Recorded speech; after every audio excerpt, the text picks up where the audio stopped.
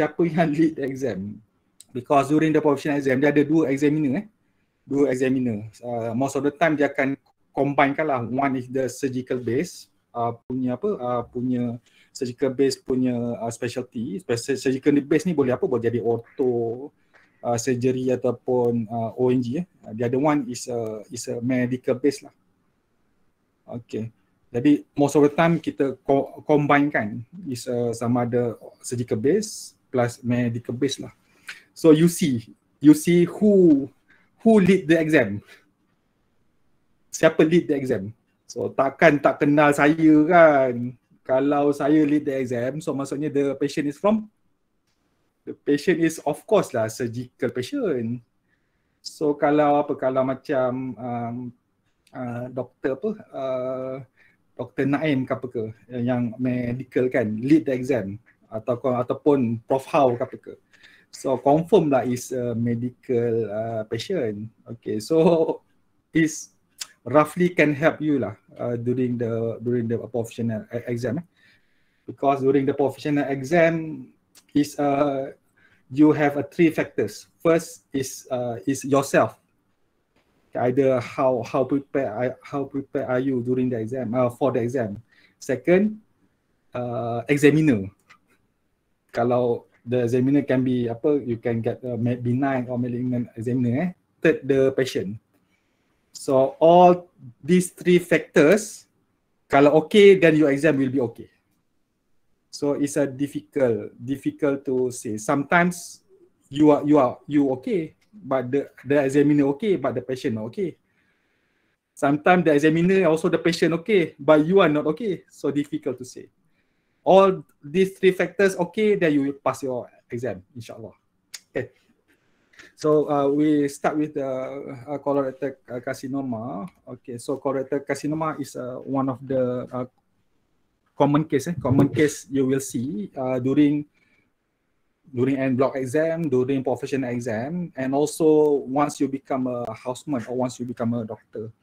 Okay, so colorectal carcinoma is a second most common cancer in Malaysia. Okay, so the three most common cancer. So kalau in the surgery is colorectal and also the breast cancer lah. And also another one is a lung cancer. So but the lung cancer be managed by the respiratory team. Okay, so 80% of the patient is more than 60 years old. Okay, so if the patient come with the bowel symptom and the age is more than 60 years old, you must put colorectal carcinoma is your provisional diagnosis until proven otherwise. Until proven otherwise, colorectal carcinoma is your provisional diagnosis. This from your as you can see from this slide, the patient can have outer bowel habit. The most common cause can be either diarrhea or constipation, parectal bleed, abdominal pain, weight loss, anemia, and also intestinal obstruction. Okay, this is okay, but for the left side, okay, but history that can help you either to determine either this is a right side or this is the left side. So if right side, the patient, in the left side, the patient will have left side outer bowel habit. On the right side, so patient will have the left side left side patient will have outer bowel habit. Right side patient will have anemic symptoms and also abdominal mass most of the time. Okay, kalau rectum dia akan rectum the symptoms same like a left side, tapi dia ada but the patient will have tenesmus also.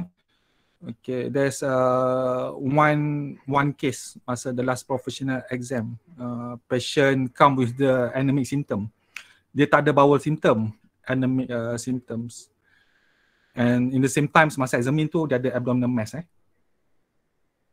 Okay, so some student able to get the history, some student unable to get the history. Plus tu plus is a difficult patient some more. Difficult patient some more. Okay, so ada yang some student get able to get through lah. Some student unable to get through.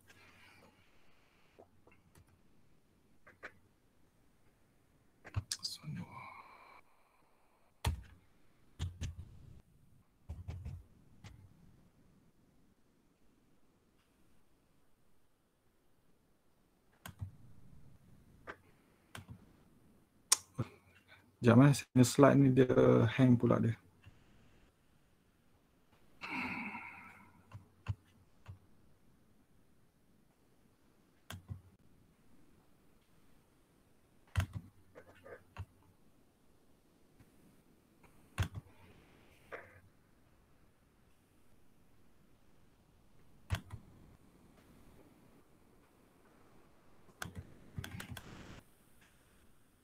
Sekejap, saya punya slide dia tak bergerak lah. Alright, stay. Okay, tu.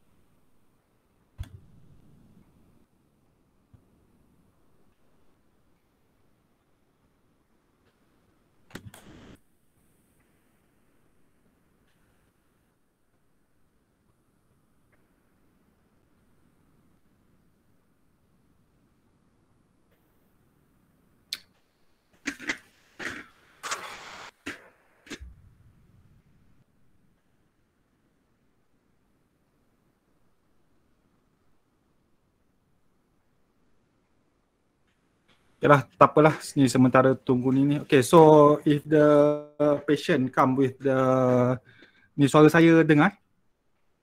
Dengar, Mister. Dengar, Mister. Okay, so sebab ni nak tunggu slide open ni saya pun tak tahulah. Dia sometimes dia memang macam ni. Time yang kita nak benda ni jadi, benda tak jadi pula. Okay, so if the patient come with the kita start from the history. Okay, so for the colorectal carcinoma, so we must differentiate either is a right-sided colon cancer, left-sided colon cancer, and also either is a rectal carcinoma. Okay, so for the right side colon cancer, the chief complaint is is an anemic symptom. Rarely patient come with the bowel symptoms. Sometimes patient come with the abdominal mass. Okay, so you ask the patient, this is the trick. Okay, this is sometimes yang the student tertangkap. Reason because patient come with the anemic symptoms. So anemic symptom which is generalized body weakness, lethargy, shortness of breath, palpitation, difficulty in breathing. Okay, so if the patient come like that, usually what is in the student's mind? Apa yang diorang fikir? Is it surgical case ke medical case? Salah seorang. Oh, akan fikir medical case. Okay. So this is how kalau macam apa dah cerita Sherlock Holmes kan? Sherlock Holmes is a detective. So this is how you want to manipulate all the information And also plus tengok depan siapa yang lead the exam. Kalau macam saya ke lead the exam, Prof Azmi ke, ataupun Mr. Faisal lagi Lee ke, takkanlah apa heart disease ke COAD, kita orang nak tanya apa. So tengok who lead the exam. Okay, that somehow is a trick lah, can help you. Okay, second, okay, ask regarding the, okay, ask regarding abdominal mass. Okay, some patient can feel there's a mass. Okay, some patient cannot feel. Okay, but once the patient seek treatment from the healthcare center, so say okay, I come for apa for the medical checkup ke, and then the doctor said there's a mass inside my abdomen. Okay, so once you get that history, okay, so finish everything regarding the anemic symptoms, and then the abdominal mass, painful ke, pain ke apa increasing size ke apa ke. Okay, then don't forget to ask regarding the metastatic symptom. So colorectal cancer usually the mass to the lung. Okay, as to the lung and also to the liver. So if patient mass to the liver, so the patient will complain of hypochondrial pain, then discussion of sclera, T color urine. Okay, but there is no pale color stool, there is no pruritus. Okay, because this is not obstructive jaundice. So patient complain discussion of sclera, skin, also T color urine. Okay. Then if the left side easier, patient will have typical presentation is constipation, and then a patient will have diarrhea. Okay, so how the patient will describe is diarrhea alternating with constipation. Okay, because the theory is the right side of the colon cancer, it is a fungating tumor. It's a fungating tumor, and patient will have, kita panggil occult bleed. So what is occult bleed? Occult bleeds mean that the patient have bleeding, but the patient have bleeding, but clinically not visible. Okay, but on the left side, the tumor growth is a annular growth. Maksudnya dia tumbuh secara circumferential, and then it will cause the lumen become smaller and smaller and smaller.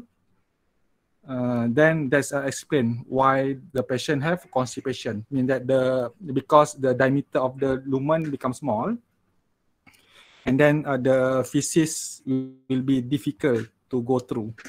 Okay, then what will cause the patient will have a constipation. So how can we explain diarrhea? Okay, because once the patient have once the feces difficult to get through, and then the patient will have impacted stool. Okay, then because of the activity of the colon bacteria, okay, then also high pressure from the proximal bowel. Okay, then by time the feces from solid will liquefy, and then because of the high pressure, so the patient will have diarrhea. The patient will explain this is a spurious diarrhea. Okay. Okay, and also the patient will have constipation also because the diameter of the left side, especially the sigmoid colon, is smaller compared to the right side.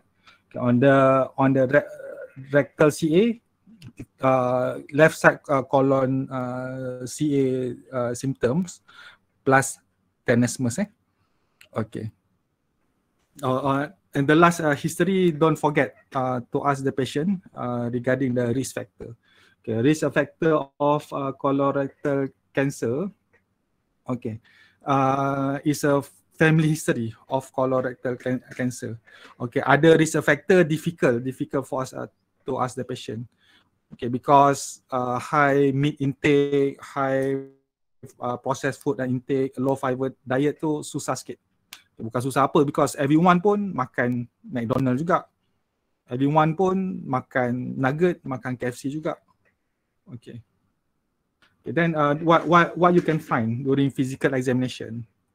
Okay, physical examination. Okay, if the patient in colorectal cancer, okay, so the patient looks thin or car-6. So sometimes the patient complain of a pain. Complain of sometimes when you examine the patient look pale. Okay, the patient look pale. Okay, and then if the patient have liver metastasis, you can see there is yellowish discoloration of the sclera. Okay. Yellowish discoloration of the sclera. And then for colorectal cancer, ada tak palpable Virchow's lymph node? Virchow's node, palpable ataupun tak? Colorectal cancer, palpable tak Virchow's node?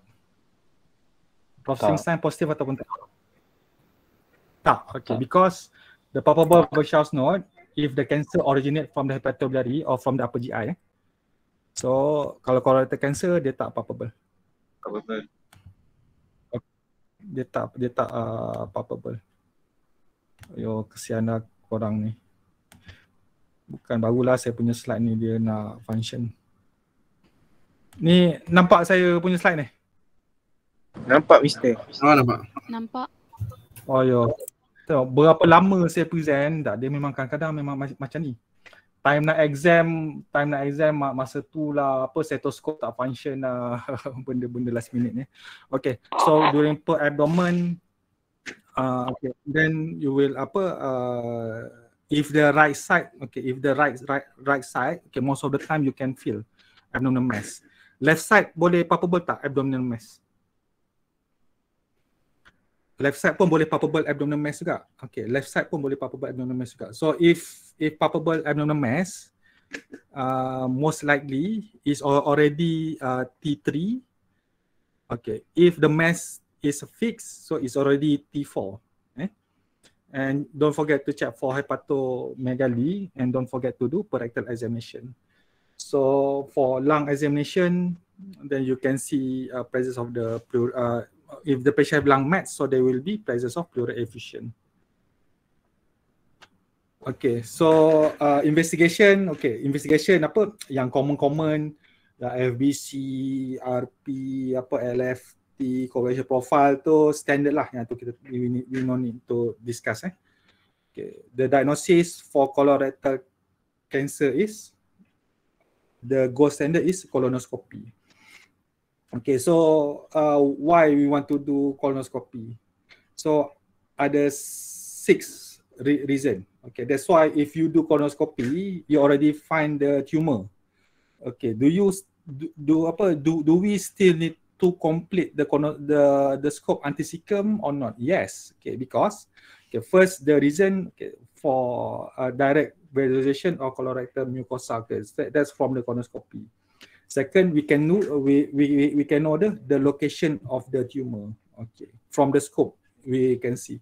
We can know how centimeter from the end of verge, and then we can roughly estimate the location of the tumor. Okay, then tissue biopsy. We can take a tissue biopsy for HPE, and then another reason why we have to complete the scope until the cecum, because we want to look for synchronous tumor. So synchronous tumor. I usually tell my student, you remember one figure, you remember another figure. So synchronous tumor ni is about 3 to 4%. Ni saya tulis sini 3.5% kan. Dia yang point-point ni susah nak ingat. Masa exam confirm tak ingat punya. Is 3 to 4% for you to look for synchronous tumor. Means patient have a tumor in one side, and then you can find another tumor in the other side. Contoh tumor in the rectum, but the patient also have tumor in the cecum. Okay, then you want to look for synchronous polyp. Means patient have tumor In the same time, patient have polyp also. So the exact figures about 20% lah. Tapi saya cakap you remember one figures, you remember another figures. So you just add zero je. So kalau polyp, kalau synchronous tumor 3 to 4%, synchronous polyp is about 30 to 40%.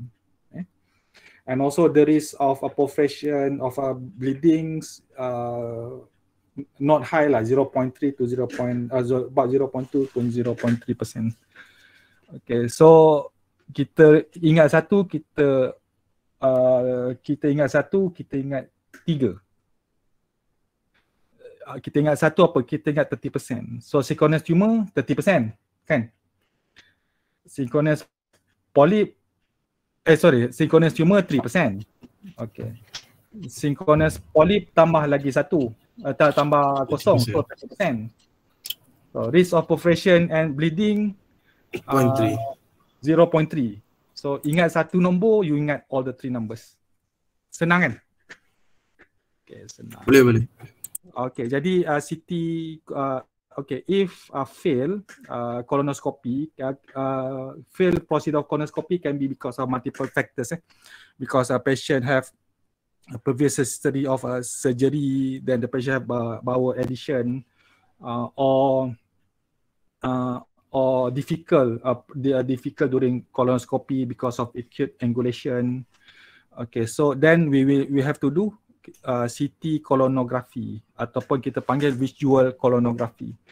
So visual colonography, the sensitivity is quite good, 90%, especially if the patient have tumor or the patient have polyp more than 1 centimeter.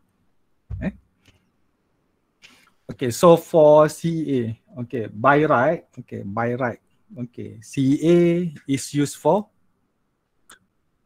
for monitoring and follow up. Okay, we not use CEA for diagnosis because the CEA, although is sensitive, but it's not specific. Okay, tengok the overall sensitivity of detection of primary colorectal cancer is 40%. So maksudnya dia because a lot of early stage of colorectal cancer, stage 1, especially stage 1 lah, the CA usually not raised. Okay, but the patient have a cancer, and also it's not specific also. The patient with inflammatory bowel disease or colitis, ischemic colitis ke apa ke, the CA also will raise. Okay, so we use CA for monitoring and follow up, and also CA also if can reflect in the prognosis of the patient. Okay, because if the patient have a high CA, most likely the patient already have distant metastasis. Okay, jadi CA sepatutnya kita ambil bila? Before HP balik ke after HP dah balik? Sepatutnya kita ambil after HP dah balik. Sepatutnya, ya. Tapi kalau tengok dekat wall tu selalu kita belasah kan. Yalah, sebab CA ni satu keputusannya balik cepat. And then HPE selalu keputusan balik lambat. So selalu kita take je. Okay,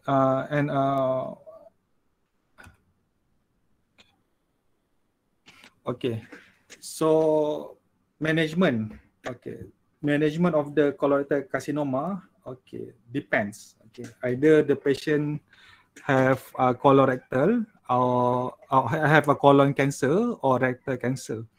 So rectal also depends the location of the tumor. Ada is upper rectum ataupun mid and low rectum. Okay. Jadi for colon and also rectal carcinoma, colon means right side, left side, rectum upper, mid or low. Okay, all the patient need for staging. Okay, the staging we use CT TAP, CT thorax, abdomen and pelvis. Okay, because first we want because first for the to look for distance metastasis, which is the M staging. Second, you can see presence of the local complication. Okay, example, if the patient come with the perforation, perforation, sometimes the patient have seal perforation. Okay, or the patient have intestinal obstruction. New case, intestinal obstruction, we're not sure what is the diagnosis. So we can do a colonoscopy. Okay, so can you do colonoscopy if the patient come with the internal obstruction? Yes, I cannot, because it's a contraindication. Can you do scope if the patient come with the perforation, you suspect patient perforation? Cannot also, because you can worsen the perforation. Okay, but for mid and low rectal cancer, you must add one staging. One imaging investigation, which is the MRI pelvis. So for the rectum, you can divide the rectum into upper, mid, or low rectum. Okay. Rectum, our rectum berapa panjang? Berapa panjang? 15 centimeter. 15. Depends how, because the rectal length is between 12 to 15. So every part is either 4 to 5 centimeter. But actually, we can know exactly intraoperatively, kita boleh tahu. We see at the we see location of the sacral promontory and also the peritoneal reflection. Okay, and also tapi from the imaging ni difficult sikit lah. Tapi usually kita ambil between 12 to 15. So every part is either 4 to 5 or 4 or 5 centimeter. So kalau one part 4, 4 macam 12 lah. So kalau 5 macam 15. Okay, but the student usually they make a mistake. Bukan the student, kadang-kadang doktor pun make a mistake juga. Okay, because if they do the per rectal examination, our finger, let's say our finger, macam jari saya ni boleh sampai 7 cm, jari saya panjang. Okay, tapi mostly people people jari dalam 6 cm lah. Okay, let's say if you able to palpate the tumor, 6 cm from under verge. Okay, so where's the location of the tumor? Upper, mid or lower?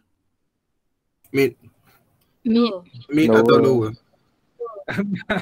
Jawapannya low. Why? Because we have to minus 4. Our anal canal berapa cm? Oh, okay. 4 cm. We have to 4 centimeter. So actually, so 6 minus 4, actually 2. 2 is a low rectal. The problem is bukan je setakat student, doktor pun sama. Kadang-kadang diorang terlupa nak tolak 4 because our anal canal is a 4 cm. Okay. So if the tumor, the location, what is the exact method for you to use to know the location of the rectal tumor? The exact method, the most accurate, yang paling accurate sekali, kita guna apa?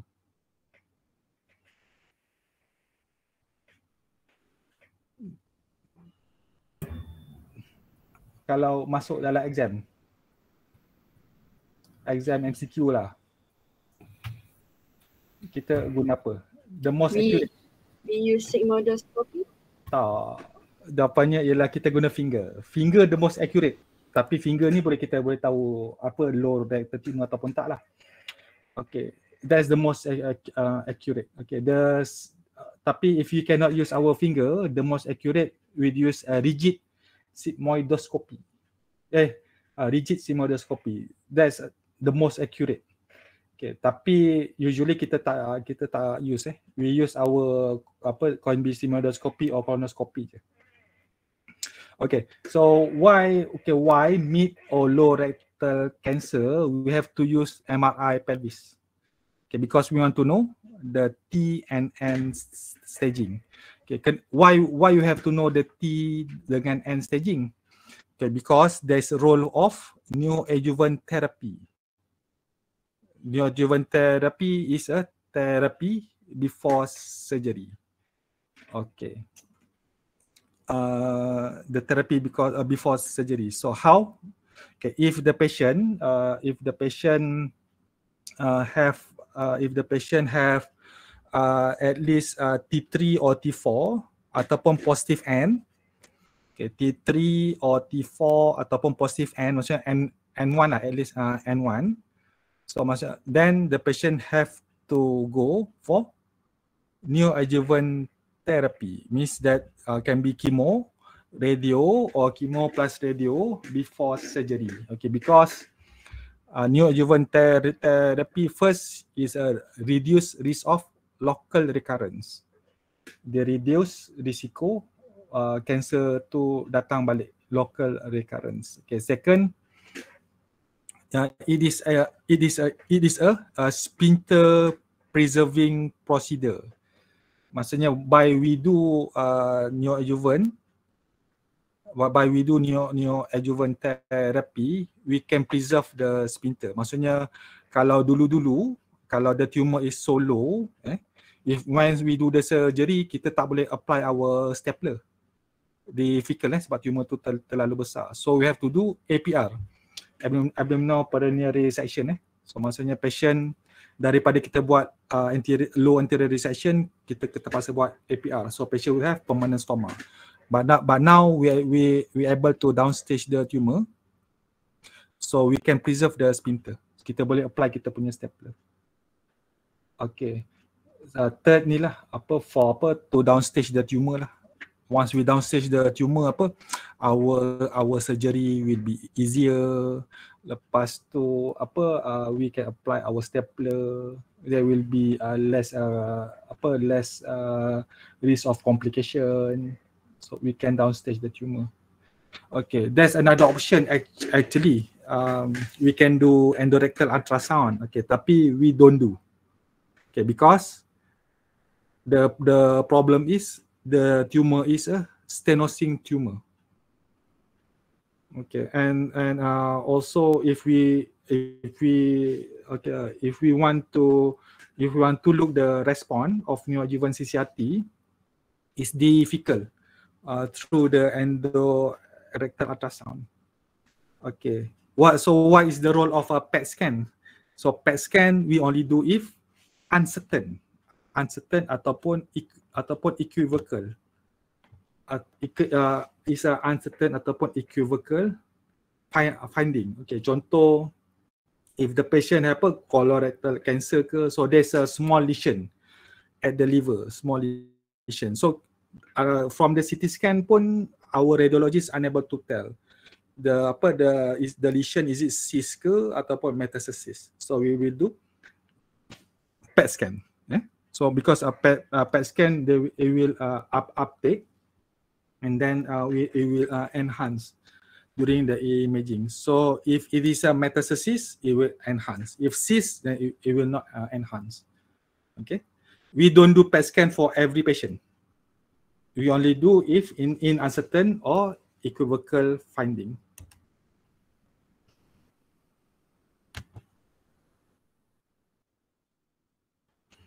Okay, so the surgery, okay, ni senang. Ni senang, bukan senang apa, tak payah pening kepala. Okay, for right side colon cancer, okay, just cakap je. The surgery is right hemicolectomy. Okay, jangan cakap limited right hemi lah, right hemi, extended right hemi, tak payah pening kepala. Cakap right hemi je.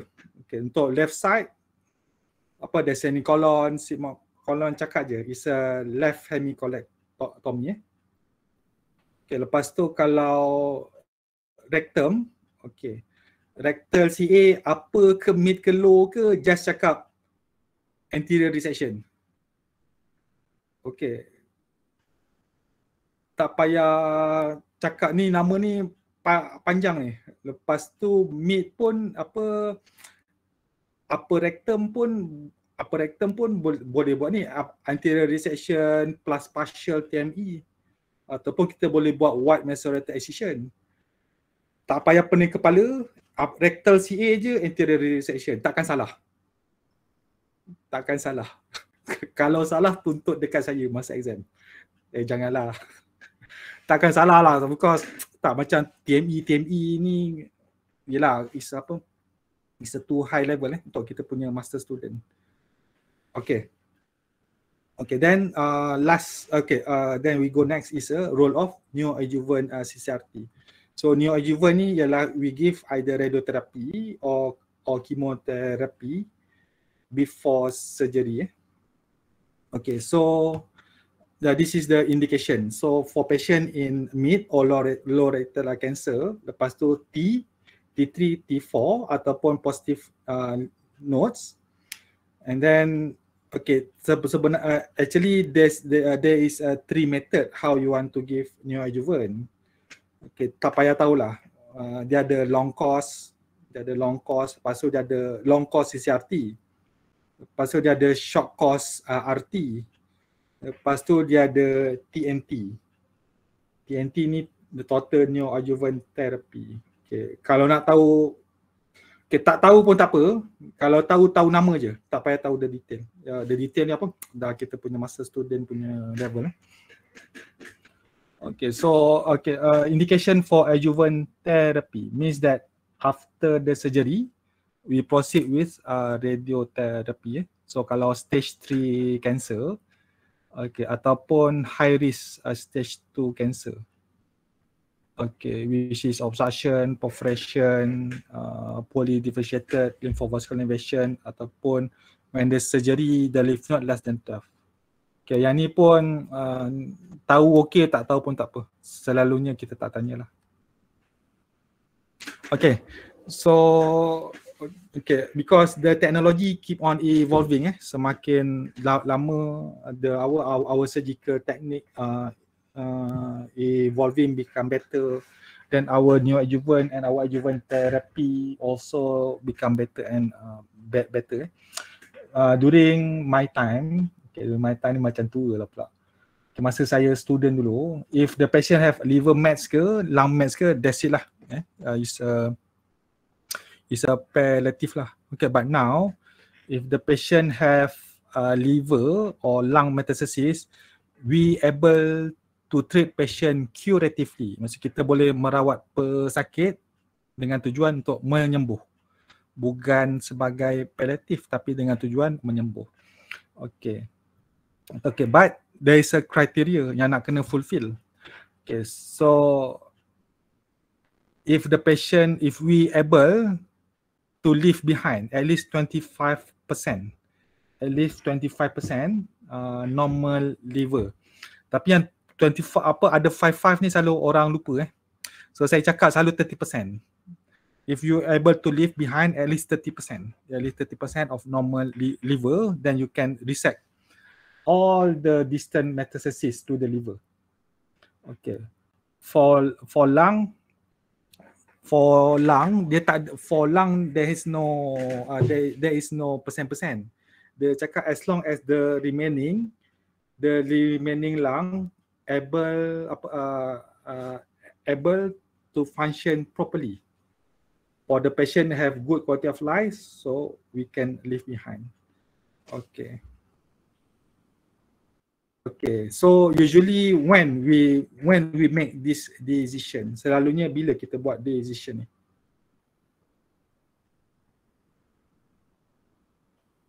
Siapa yang decide ni?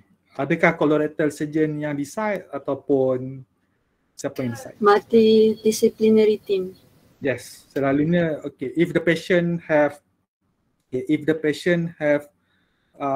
distant metastasis, so we will organize one we call multi-disciplinary team meeting ataupun MDT meeting. So we will call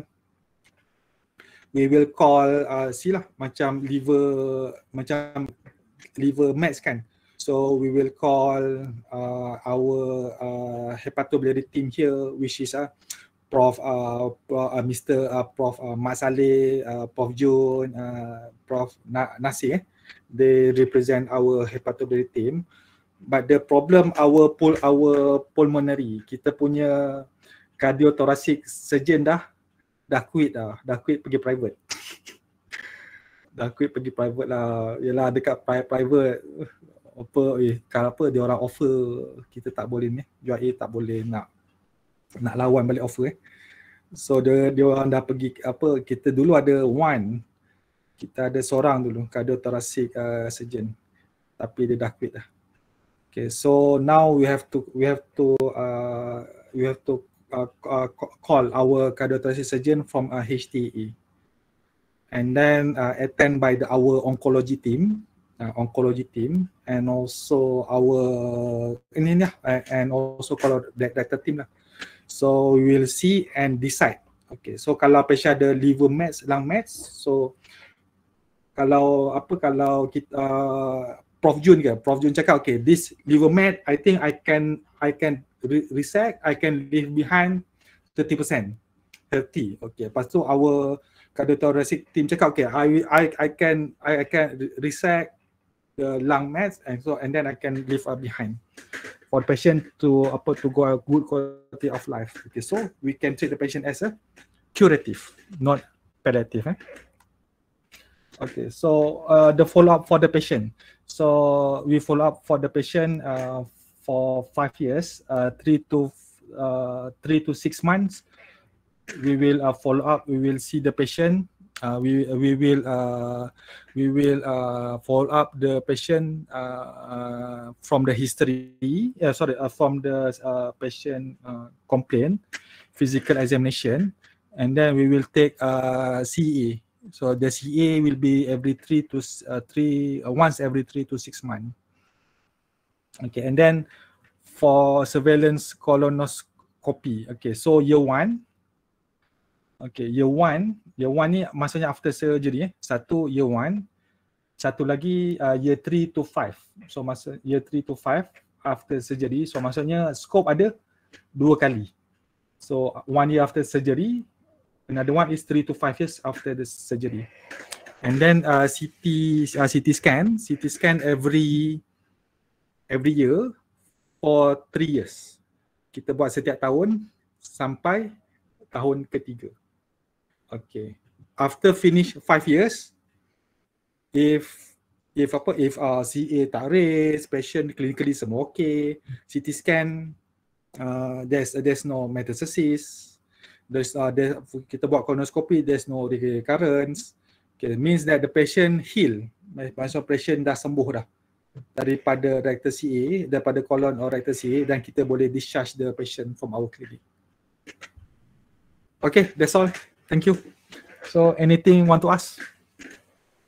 Apa-apa nak tanya soalan?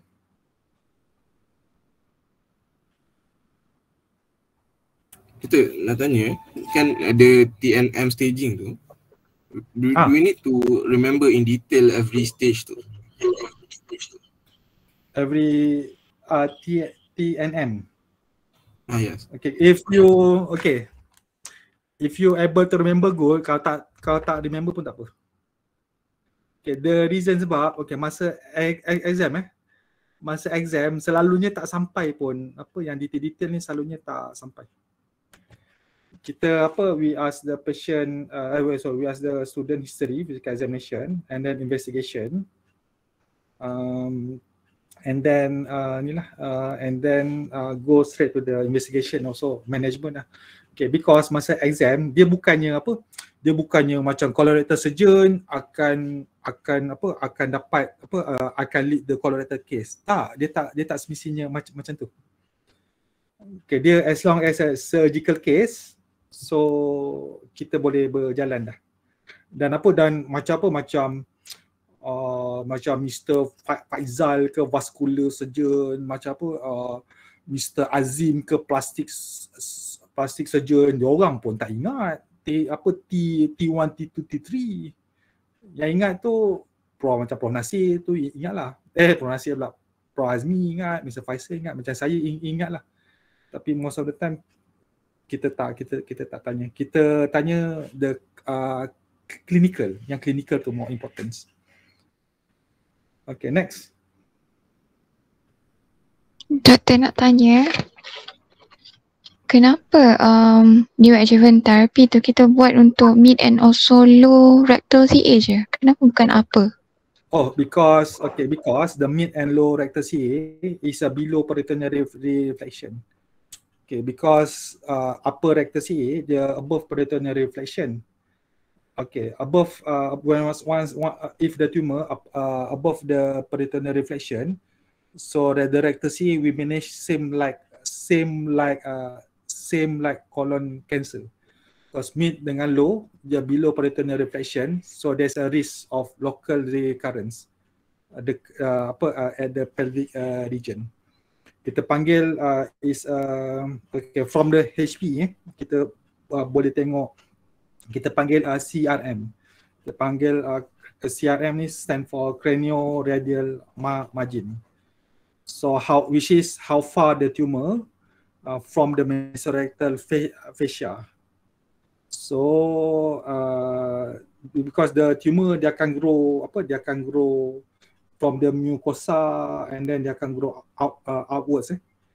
Okay, dia akan grow outwards. Okay, so if we able to give neoadjuvant CCRT, so dia akan downstage the tumor. So maksudnya initially T3, T4, after neoadjuvant CCRT mungkin dia become T1, T2 ke, ataupun ada some tumor yang very good response. Buat neoadjuvant CCRT je disappear terus. Okay, thank you, Mr. If you are so the okay.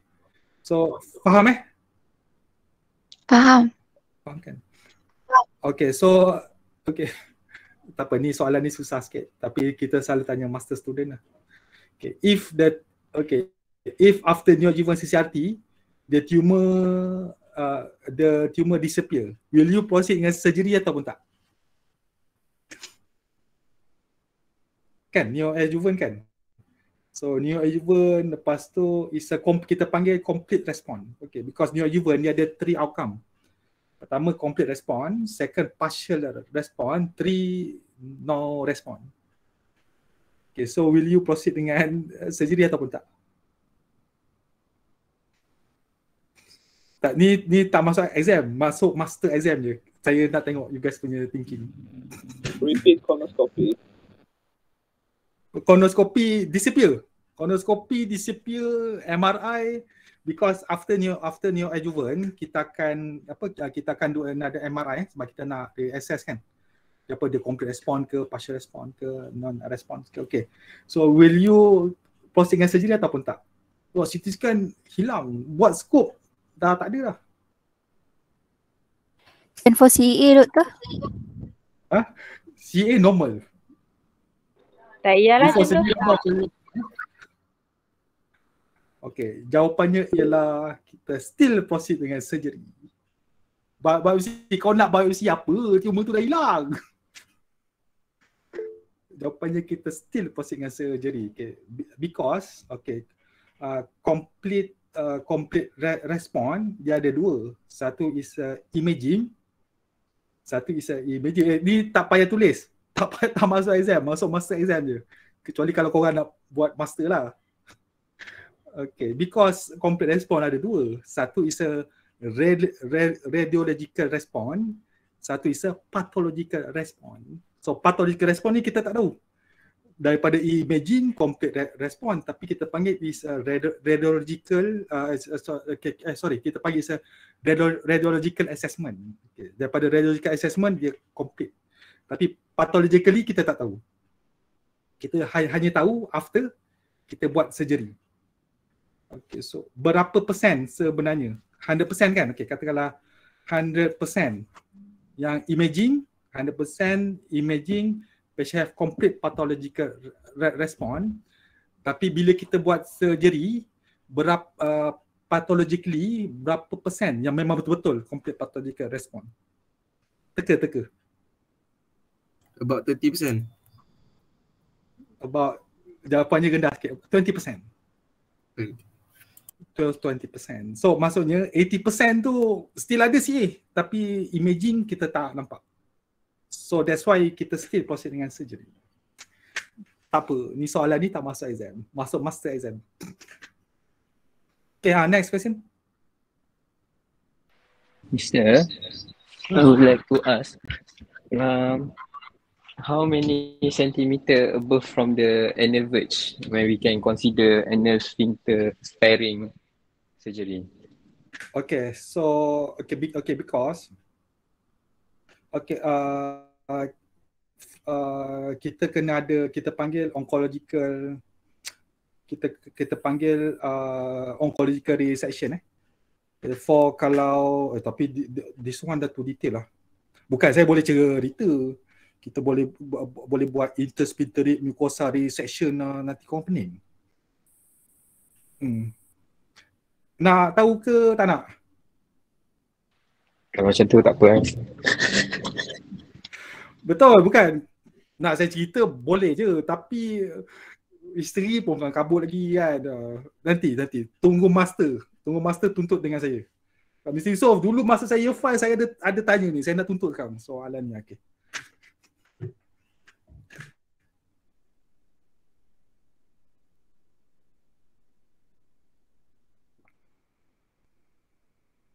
Okey, lagi soalan. Mr. Yes. Okay. I can go ahead, Hassan. All right, so I just want to ask with regards to the PR. On PR examination, does it differ if we actually describe, is it semi-circumferential or circumferential basically lesion? Will that indicate any kind of pathology? Is it anterior or posterior? Is it mid or lower rectal? Oh no. Okay, because we will take the most lowest palpable tumor.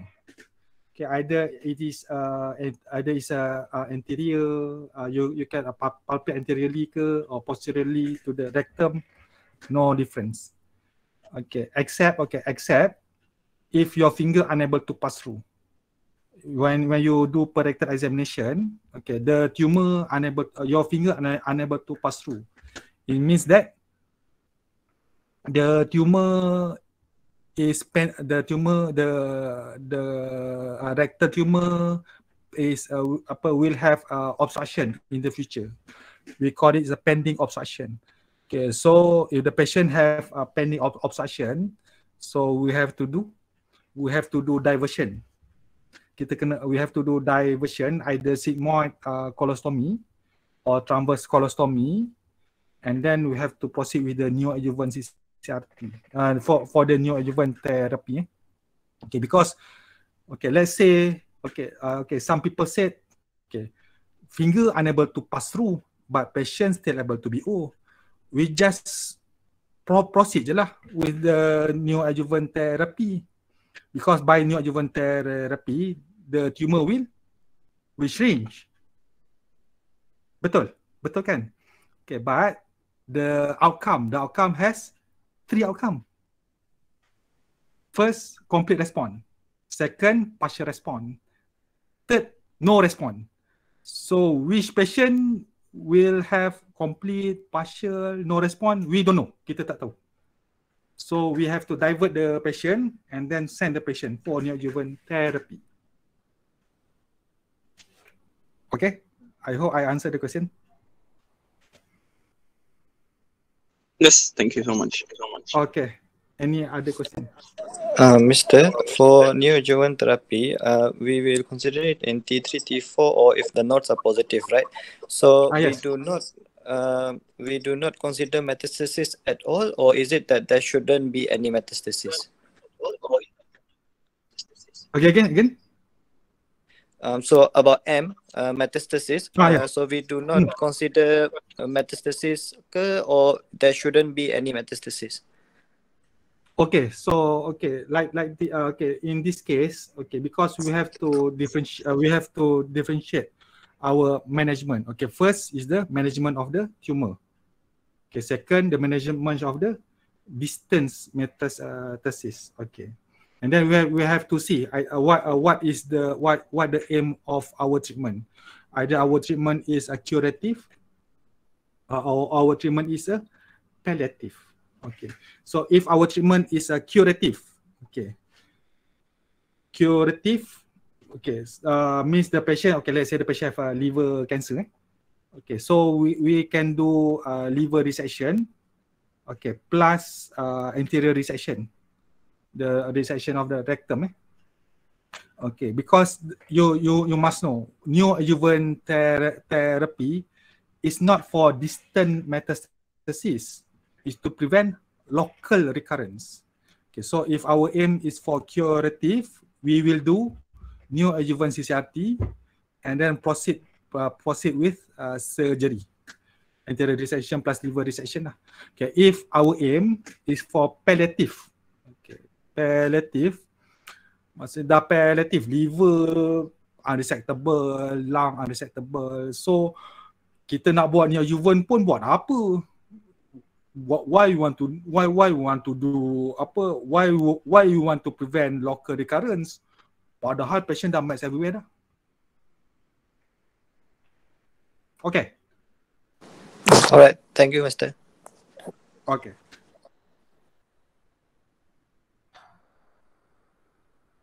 Okay, any other question? Ya, tadi saya ada soalan dalam chat box. Itulah, buka jap. Apa benda lah slow sangat ni. Korang tanya je lah ni chat box nak buka ni pun aduh. Sekejap, message can only be seen by people. Sebab sister tu dia tak ada mic, tapi saya bacakan soalan dia. Okay. Kita berapa ni? Alternating bowel habit tu macam mana with duration? Once ada constipation, next month baru ada diarrhea. Oh, yang ni depends. Alternating bowel diarrhea, alternating constipation ni bergantung lah. Dia tak ada specific duration. Depends on the patient. Okay, so but the patient will have constipation long time, then diarrhea. Okay, the constipation, diarrhea. The exact duration tu depends from patient to patient. Okay. Or is it alternative bowel habit tu mesti ada satu masa? Oh tak, dia once at a time. Satu tempo, maybe few weeks constipation. Lepas tu few days or few weeks diarrhea je. Lepas tu the typical presentation, patient will have spurious diarrhea. Maksudnya masa diarrhea tu najisnya menyembur-nyembur. The reason is because of the high pressure from the proximal bowel sebab apa dia dah, because is already impacted stool for very long time plus high pressure, and then when the feces from solid become liquefied, and then it will push down all the feces. Ni macam ni lah, macam pernah main ni kan, pistol nerve kan? Tak juga saya main tak pistol nerve? Nerve kan? Kan first kita load, lepas tu sekali release tu dia pum menyembuhkan lah. Macam tu lah dia punya teori dia. Saya tahu sebab saya selalu main dengan anak saya. Dua orang kan, saya ada dua orang anak lelaki kan.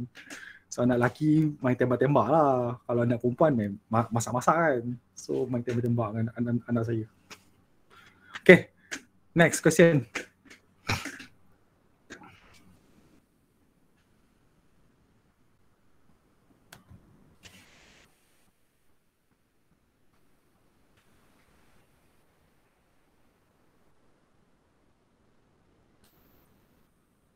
Ada lagi question ke dah tak ada dah?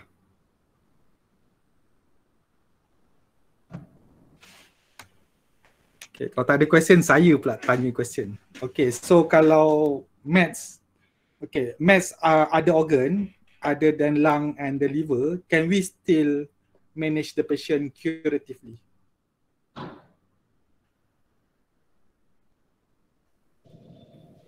As of now, tak boleh lagi. No. For now, tak boleh lagi. Teknologi tu still tak ada lagi. In the future kita tak tahu. Okay, especially ada part apa? Because metastasis can be anywhere. Whether metastasis to the bone, whether metastasis to the brain. Okay. For now, the technology is still not there. Still tak ada lagi. In the future kita tak tahu. Okay, itu kalau distant metastasis. Okay, tapi kalau locally advanced, kita panggil locally advanced. Example, patient have a rectal cancer, T4B. Go to the bladder. Okay, go to the bladder. Dia selalu yang pergi lah dekat bladder ataupun dekat muscle Okay, we can manage curatively because we not consider that as a distant metastasis. We call it a locally advanced, which is T4B. So kalau mets to the kalau locally advanced to the bladder, so we have to do sama juga MDT juga, multidisciplinary team, and then we call lah our urology, Prof Nazli ke, Prof Islah ke, dan kita tanyalah, can you resect the bladder? Okay, so they will do either partial ataupun radical cystectomy. Okay, so because sometimes masa exam the student ni dia confused. Macam from kita cakap the tumor mass to the bladder. Oh, this one cure palliative. Tak, sebab kita we not consider that as metastasis. We consider that as a locally advanced. Okay, ada satu case masuk professional exam, patient dalam ward sekarang. Kita patient Ahmad Syaril. Okay, patient tu dia locally advanced rectal cancer. Dia locally advanced to the bladder. So patient come with the urinary tract infection. Masuk exam, urinary tract infection. The chief complaint, urinary tract infection, because patient have colovesical fistula. Patient have rectovesical, dia rectosigmoid, so dia ada colovesical fistula daripada colon go to the bladder. Kita akan buat surgery for the patient this Tuesday. Patient ni masuk professional exam. Dia punya chief complaint dia is patient have UTI symptom. Dia cakap ada dysuria, increased frequency kan. Lepas tu masa tu examiner, saya examiner kan. Okay, so tahulah surgery case lah. Urology pun still surgery case juga. Okay, tapi patient ni good historian. Dia akan cakap warna air kencing saya sama color dengan warna najis saya. Okay, lepas tu dia cakap air kencing saya ni berbuih-buih. Because of the colovesical fistula. Patient ada pneumochuria dengan ada fecoluria. Okay, then the student know lah, the patient have a locally advanced colon CA with bladder involvement. Oh, saya tak letak tadi dalam slide. Patient fecoluria ataupun pneumochuria. Okay. So ada lagi nak tanya soalan? Mister, if diagnosis, if we suspect patient have colon cancer, can we for the differential can we first provisional right-sided colon cancer, differential left-sided, and then rectal CA. Macam mana? Macam kita divide pula dia punya macam ni provisional right-sided, differential left-sided colon cancer, rectal CA macam tu. Oh, tapi right side dengan left side symptom dia lain. Okay, yang boleh, okay, my provisional diagnosis is rectal cancer. So my differential is left-sided colon cancer. Yang tu boleh lah dekat-dekat. Sebab yang right side, sebab simptom dia lain. Tapi patient sometimes tak clear cut Yelah, cakap apa, simptom dia ada diarrhea apa semua macam left side. Tapi bila palpate ada mass dekat right side. Okay. If you ask me, case to case basis lah. Case to case basis. Kalau left side colon cancer, sekejap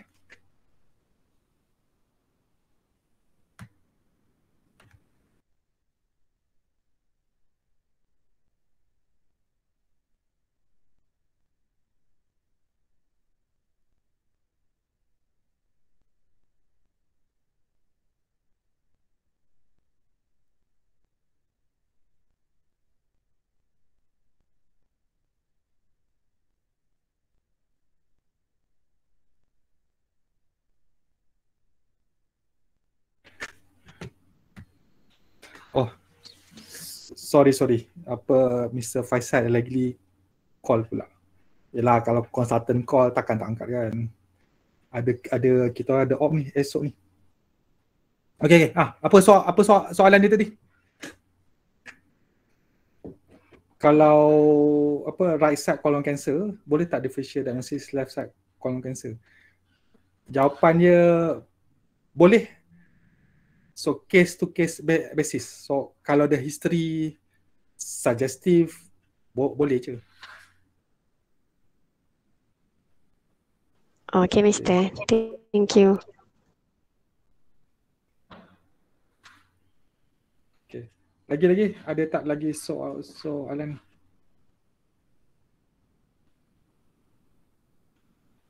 Ada tak ada?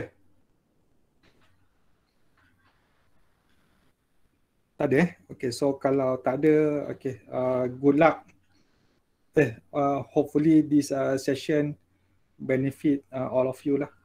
Okay, so good luck for your en bloc exam and your professional exam.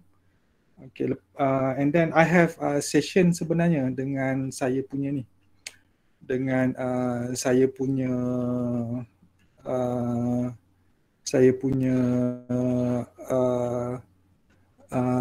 surgical the year 5 in surgical